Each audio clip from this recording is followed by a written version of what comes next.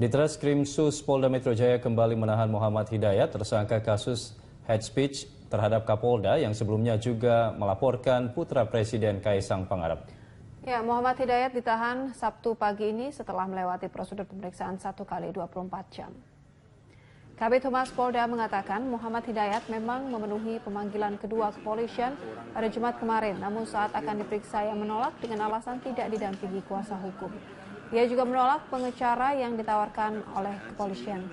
Tim penyidik memutuskan menahan Muhammad Hidayat 5 hari ke depan. Muhammad Hidayat dijadikan tersangka dalam kasus penyebaran hate speech terhadap Kapolda saat aksi 4/11. Kepolisian mengakui pemanggilan Muhammad Hidayat tidak berkaitan dengan pelaporannya terhadap putra Presiden Jokowi Kaisang Pangarep karena kasus tersebut sudah dihentikan. Ada panggilan kedua, ya. Panggilan kedua yang bersangkutan hadir. Hadir dari Jumat kemarin jam 10, beliau hadir. Kemudian saat penyidik akan melakukan pemeriksaan, yang bersangkutan berdalih ya, menunggu pengacaranya. Sampai sore, pengacara tidak hadir-hadir. Polisi kewajibannya menyediakan pengacara. Pengacara disiapkan, yang bersangkutan tidak mau, ya, tidak bersedia. Muhammad Hidayat mendatangi Polres Metro Bekasi Kota, kedatangan pelapor untuk memastikan proses hukum kasus Kaisang yang dilaporkannya. Pelapor video YouTube Kaisang, Muhammad Hidayat, pada Jumat pagi mendatangi Polres Metro Bekasi Kota. Hidayat yang melaporkan anak presiden ini sengaja mendatangi Polres untuk menemui Kapolres dan meminta kepastian apakah kasus Kaisang yang ia laporkan dan dirinya anggap mengandung ujaran kebencian sudah ditutup atau belum. Sempat terjadi ketegangan antara pelapor dengan Kasubag Humas Metro Bekasi Kota, Kompol Erna Ruswing, saat Kasubag menyatakan tujuannya mendatangi Polres. Menurut Hidayat, kedatangannya ke Polres untuk memastikan kasus Kaisang. Menghancurkan kredibilitas pelapor. Berdasarkan catatan kepolisian, pelapor bernama Hidayat telah berulang kali mengajukan laporan ke Polres Bekasi atas sejumlah kasus terkait ujaran kebencian. Hidayat sendiri juga tercatat masih berstatus tersangka atas kasus ujaran kebencian.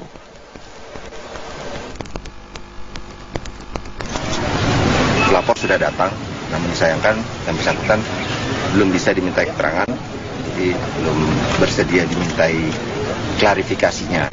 Karena dalam surat pemanggilan itu bukan surat panggilan dalam format pidana ya, penyidikan. Jadi surat undangan dalam rangka klarifikasi terhadap materi yang dilaporkan oleh saudara Muhammad Hidayat.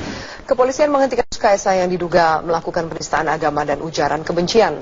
Oleh polisi, laporan tersebut dianggap mengada-ngada dan tidak berdasar. Setelah dilakukan pendalaman, polisi akhirnya menghentikan penyelidikan laporan ujaran kebencian yang dituduhkan kepada putra Presiden Joko Widodo, Kaisang Pangarep. Menurut Wakil Kepala Polri, Komjen Syafruddin, substansi laporan tersebut mengada-ngada dan dinilai tidak rasional. Polisi sudah memanggil 3 saksi ahli dan hasilnya tidak ditemukan unsur pidana dalam perkataan Kaisang. Saya tegaskan, itu mengada-ngada. Apanya Pak yang mengada-ngada Pak? Ya laporannya mengada-ngada. Ya kita tidak akan lanjutin laporan itu. Ya itu ngomongan deso itu kan saya juga dari kecil udah dengar itu omongan deso itu guyonan aja itu. Dari pihak istana, Kepala Staf Kepresidenan menyatakan Presiden tidak mengintervensi kasus yang menimpa anaknya dan menyerahkan sepenuhnya kasus tersebut ke kepolisian. Ya itu kan wilayah kepolisian. Kalau memang tidak ada unsur pidana, tapi saya kira tidak ada intervensi. Presiden sedang sibuk. Saya kira polisi memang harus menangani, bukan pada kasus ini saja. Kalau memang tidak ada unsur pidana, kita harus. Ini sekali lagi bukan karena faktor Kasus yang kini tengah dihadapi oleh Haritanu. Sepanjang hari Kamis, Haritanu diperiksa sebagai saksi di Kejaksaan Agung terkait kasus dugaan korupsi restitusi pajak perusahaan Mobile Aid. Jaksa Agung Prasetyo menyatakan yang diusut Kejaksaan Agung bukanlah masalah perpajakannya, melainkan dugaan adanya korupsi dalam restitusi pajak PT Mobile Aid yang diwarnai adanya transaksi fiktif senilai 80 miliar rupiah. Haritanu Sudibyo menjalani pemeriksaan selama sekitar 8,5 jam di Kejaksaan Agung terkait kasus dugaan korupsi restitusi pajak PT Mobile Egg. CEO MNC Group dan Ketua Umum Partai Perindo ini diperiksa sebagai saksi atas dugaan adanya transaksi fiktif senilai 80 miliar rupiah yang berpotensi merugikan negara. Jaksa Agung Muda Tindak Pidana Khusus Jampitsus Kejaksaan Agung Armin Syah mengatakan pihaknya memeriksa Haritanu yang menjabat sebagai komisaris utama Mobile Egg saat terjadi transaksi fiktif antara PT Mobile Egg dengan PT Jaya Nusantara Komunikasi atau PT DNK. Menurut saksi dari Eliana yaitu direkturnya DNK bahwa uang untuk pembelian voucher tersebut adalah pembelian yang pura-pura perusahaan mobil 8 atau melalui perusahaan Bakti Investasi itu ada dikirim uang 80 miliar. Uang tersebut modal buat PT DNK seolah-olah dia membeli. Hanya kita dalami dan kita periksa Haritanu selaku komisaris dia di mobil 8. Usai menjalani pemeriksaan, Haritanu menyatakan telah menjelaskan kepada pihak kejaksaan duduk persoalan Mobile Egg. Haritanu menyebut masalah Mobile Egg ini merupakan kasus perpajakan yang tidak bisa ditangani oleh kejaksaan. Mobile Egg dan kasus ini juga telah memenangkan pra-peradilan pada tanggal 29 November tahun 2016. Ya, di situ putusan daripada hakim pra-peradilan bahwa kasus ini merupakan ranah daripada perpajakan. Jadi bukan kewenangan daripada kejaksaan. Sementara itu, Jaksa Agung Prasetyo menyatakan pihaknya hanya mengusut dugaan adanya korupsi dalam pengurusan restitusi pajak PT Mobile Egg. Prasetyo menegaskan Kejaksaan Agung tidak mengurus soal perpajakan, melainkan dugaan adanya unsur korupsi.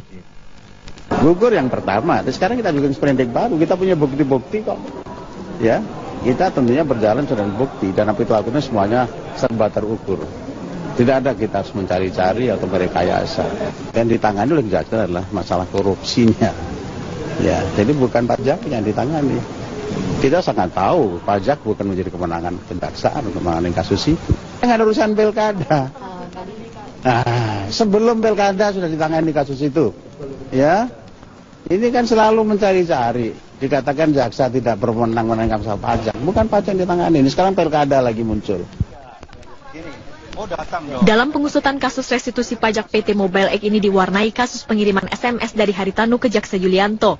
Haritanu kemudian ditetapkan sebagai tersangka setelah Jaksa Yulianto melaporkan ke Barreskrim Polri karena merasa terancam oleh SMS yang dikirim Haritanu. Tim Liputan, Metro TV. Ketat dan berlapis di bandara sebenarnya sudah menjadi prosedur standar demi keselamatan dan keamanan penerbangan. Namun tidak jarang para calon penumpang merasa risih dan bahkan bersikap arogan terhadap petugas keamanan bandara.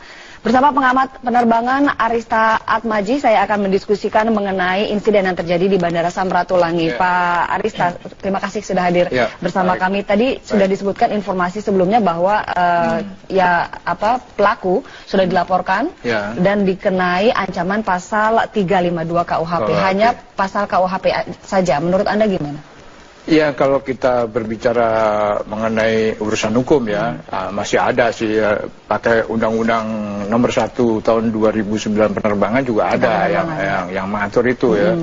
Itu kalau nggak salah pasal 332 kalau nggak salah, di mana ada kewajiban bawaan penumpang itu baik bagasi maupun hal-hal yang lainnya berupa yang mengandung logam ya, itu memang harus diperiksa pada waktu proses X-ray oleh AFSEC di gate terakhir sebelum masuk. Tapi Anda sendiri setuju bahwa kasus ini akhirnya masuk ke ranah hukum? Itu dalam beberapa komentar saya di koran-koran maupun media online, saya menyarankan ya sebaiknya berdamai sajalah gitu kan, sambil kita evaluasi masing-masing. Jadi kalau saya melihat itu ibu itu marah tentu ada sebabnya, nggak mungkin dia marah segitu hebat ya. kemungkinan juga cara menyuruhnya, cara menyapanya atau kurang greeting ya, dari petugas APSEC ini kan kita bisa selidiki gitu kan. Nggak mungkin lah kalau ibu seorang istri itu tiba-tiba kehilangan lost control sampai segitu hebatnya, pasti ada triggernya, ada pemicunya itu yang kita perlu selidiki, dan itu untuk kasus pembelajaran seluruh petugas aviation security di seluruh Indonesia, di bandara Indonesia. Saya sendiri juga sering mengalami terbangan. Mereka itu kan kurang greeting, ya kurang. Itu yang Bapak alami sendiri? Iya, itu yang saya alami sendiri. Mereka itu lebih seperti petugas tentara, melebihi tentara yang sendiri, galak gitu kadang-kadang. Bisa lebih ramai. Harusnya mereka itu orang sipil, jangan lupa mereka itu orang sipil. Gitu. Pak Arista, sebetulnya seberapa penting sih jam tangan ini dalam penerbangan sehingga harus melalui pemeriksaan menyeluruh lewat X-ray? Nah, ini ada dasarnya. Jadi pada waktu itu kan ada bom di WTC di New York itu tahun 11 September 2001. Nah, situlah mulai ada fobia. Jadi semua aturan keselamatan penerbangan banyak mengalami perubahan ya oleh Badan Keselamatan Penerbangan yang dinamakan ICAO. Nah, disitu mulai lebih ketat. Termasuk pintu pilot pesawat itu dikunci, tidak boleh sekarang dikunci itu aturannya. Nah, sejak ada pemboman itu memang diindikasikan ya itu kalau seperti jam tangan ya seperti sabuk itu ya itu dalamnya bisa diisi misalnya untuk sebagai remote, dia berfungsi sebagai remote untuk meledakkan bom gitu kan, itu salah satu bahayanya. Bahkan pensil pun sekarang bisa dia ballpoint. Ada alasan makanya itu jam tangan, benda-benda logam lainnya harus melalui X-ray dan itu wajib. Ya wajib, memang itu kan kita itu kan meratifikasi aturan dari ICAO, International Civil Airline Association, itu harus dipatuhi. Nah, itu apakah seluruh bandara di Indonesia sudah menerapkan itu atau hanya bandara-bandara internasional saja? Enggak, seluruh. Bahkan saya pernah terbang di salah satu bandara kecil yaitu di Kabupaten Luwu, Bangke, itu pun dia sudah menerapkan itu. Tapi kita itu termasuk ketinggalan itu. Saya pernah di Arab 10 tahun yang lalu, bahkan mereka lebih ketat, sepatu pun justru lepas ya, karena kan di sol sepatu itu kalau mau di insert dimasukin sebagai time detonator itu bisa juga permasalahannya penumpang tahu nggak ada aturan seperti itu. Menurut Anda sosialisasinya apakah sudah memadai? Kalau sosialisasi saya rasa ya memang belum maksimal, tapi kan penumpang di bandara itu bisa lihat di depannya kan diberlakukan gitu semua. Yang nggak ngerti pun pasti ikut-ikut kan. Masa di depannya ada 10 orang diperiksa, gesper suruh lepas, terus jam tangan suruh lepas, dia nggak mau lepas kan ya. Itu logical sense-nya kan nggak masuk akal gitu. Tapi kalau ibu ini kan saya lihat di Manado ini gate-nya pun ya gate-nya itu cuma 2 atau 3 nggak banyak.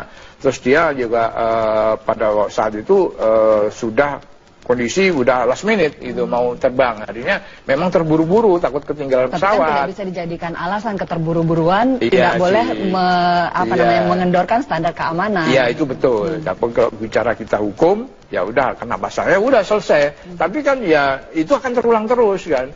Jadi sebaiknya ya terulang terus karena apa? Mungkin ada orang-orang yang penting, orang itu kan merasa cara ditegurnya kurang ramah, tanpa greeting, ya apa kasar itu kan bisa aja emosinya meledak gitu kan. Berarti dan itu kasus dari sisi petugas di bandara pun harus melakukan evaluasi. Saya rasa ya, yang saya tekankan itu mereka boleh ketat ya, boleh ketat, tapi jangan ketinggalan sisi hospitality-nya ya. Greetingnya, karena matahamanya jangan lupa bahwa mereka itu orang sipil gitu loh, bukan militer gitu. Jadi seharusnya ya jangan seperti orang militer lah, dan bukan keadaan darurat perang apa. Jadi saya rasa mungkin dalam kelas training awalnya itu perlu dimasukkan unsur pelajaran hospitality, customer service ya, itu saya rasa. Termasuk juga aturan yang terkait masalah bawaan penumpang barangkali ya Pak ya, barangkali ini bisa jadi entry point juga untuk mengevaluasi itu, karena tidak sedikit misalnya besaran koper yang masuk ke dalam bagasi, seperti tadi ada alasan keterburu-buruan maka metal detektor sedikit dilonggarkan begitu. Apakah bisa jadi entry point untuk evaluasi seluruh bandara? Kalau itu saya lihat itu kalau bagasi lebih, kalau lolos di check-in counter seharusnya di check-in bisa difilter. Itu nanti di boarding gate itu biasanya ada petugas di boarding gate, petugas airline itu bisa melihat secara kasat mata, oh ini berlebih. ya akhirnya bagasi itu di label secara rastek, secara mendadak itu masuk di bagasi, secara manual diangkat gitu.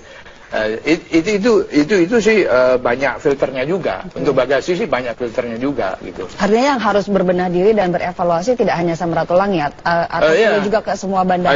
Iya, saya setuju itu. Semua bandara itu ya kalau saya boleh nitip pesan ya, petugas APSEC itu ya pertama mereka itu bukan orang militer. Kedua itu mungkin harus ada greeting, cara menegur. Saya rasa istri seorang panglima tinggi bisa meledak gitu, pasti dia ada triggernya, ada pemantiknya. Kenapa? Itu yang pasti kita lihat juga, jangan hanya yang lihat dari satu sisi. Nah, dan saya menyarankan ya udahlah berdamai aja lah gitu kan, daripada repot lah gitu kan, daripada repot ini kan. Seberapa kurangnya Pak hospitality petugas kalau menurut Anda dan pengamatan Anda? Iya, mereka jarang greeting sih ya. Terus hampir mungkin dari 100 petugas kalau kasat mata ya, saya terbang kan sejak mulai tahun 81 ya. Saya ngalamin mungkin ya 90% itu ya nggak ada senyum, nggak ada greeting. Kalau nyuruh itu ya straightforward aja, langsung apa. Itu mungkin ya kalau orang-orang yang pejabat tinggi atau ya di Soekarno-Hatta beberapa bulan lalu juga kejadian juga itu, ditampol juga itu petugas APSEC-nya ya itu. Meskipun pemukulan tentu saja tidak bisa dibenarkan. Iya, kalau itu ya, kalau bicara hukum ya, kalau bicara hukum ansih ya udah kena pasal ini. Tapi ya daripada disorot terus atau ya repot dua-duanya lah. Kalau urusan pidana kan repot dua-duanya. Ya udah berdamai aja lah kalau saran saya sih. Oke, sebaiknya apakah ada langkah lain yang diambil Pak selain evaluasi lalu juga tidak memasuki ranah hukum gitu? Apakah perlu ditambah misalnya sosialisasi kepada publik? Ya itu pertama ya melalui TV, melalui koran, melalui public service announcement itu kan. Terus kedua mungkin ya perlu dievaluasi waktu APSEC masuk kelas training di kelas itu. Ya kalau saya boleh ya diberikan mata pelajarannya ya mengenai inilah hospitality lah. Baik. Gitu, ya. Baik Pak Arista, terima kasih banyak atas kebersamaannya dengan kami siang hari ini. Pemirsa, Presiden Jokowi